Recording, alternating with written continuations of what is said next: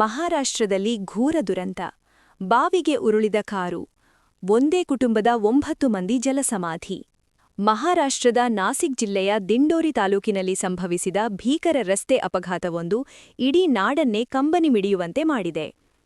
ಚಾಲಕನ ನಿಯಂತ್ರಣ ತಪ್ಪಿದ ಕಾರೊಂದು ರಸ್ತೆ ಪಕ್ಕದ ಆಳವಾದ ಬಾವಿಗೆ ಬಿದ್ದ ಪರಿಣಾಮ ಒಂದೇ ಕುಟುಂಬದ 9 ಸದಸ್ಯರು ದುರ್ಮರಣಕ್ಕೀಡಾಗಿದ್ದಾರೆ.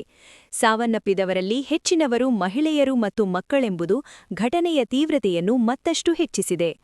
ವರದಿಗಳ ಪ್ರಕಾರ ಸುನಿಲ್ ದತ್ತಾತ್ರೇಯ ದರ್ಗೋಡೆ ಎಂಬುವವರ ಕುಟುಂಬವು ಕಾರಿನಲ್ಲಿ ಪ್ರಯಾಣಿಸುತ್ತಿದ್ದಾಗ ಈ ದುರಂತ ಸಂಭವಿಸಿದೆ.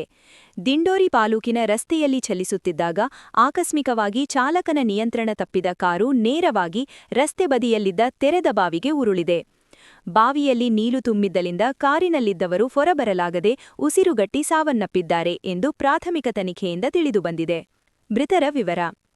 ಈ ದುರ್ಘಟನೆಯಲ್ಲಿ ಮೃತಪಟ್ಟವರನ್ನು ಹೀಗೆ ಗುರುತಿಸಲಾಗಿದೆ.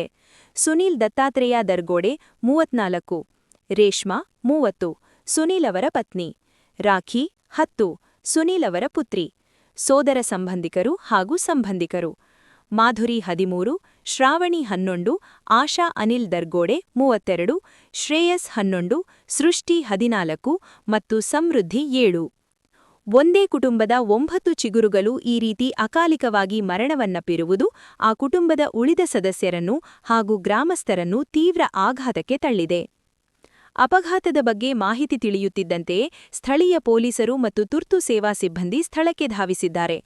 ಘಟನೆ ನಡೆದ ಸ್ಥಳದಲ್ಲಿ ಕತ್ತಲಿದ್ದರೂ ಸಹ ಸ್ಥಳೀಯ ಈಜುಗಾರರು ಮತ್ತು ಬೃಹತ್ ಕ್ರೇನ್ಗಳ ಸಹಾಯದಿಂದ ಕಾರ್ಯಾಚರಣೆ ಕೈಗೊಳ್ಳಲಾಯಿತು. ಮಧ್ಯರಾತ್ರಿಯ ವೇಳೆಗೆ ಕಾರನ್ನು ಬಾವಿಯಿಂದ ಮೇಲೆತ್ತಲಾಗಿದ್ದು, ಅಷ್ಟರಲ್ಲಾಗಲೇ ಕಾರಿನಲ್ಲಿದ್ದವರೆಲ್ಲರೂ ಮೃತಪಟ್ಟಿದ್ದರು.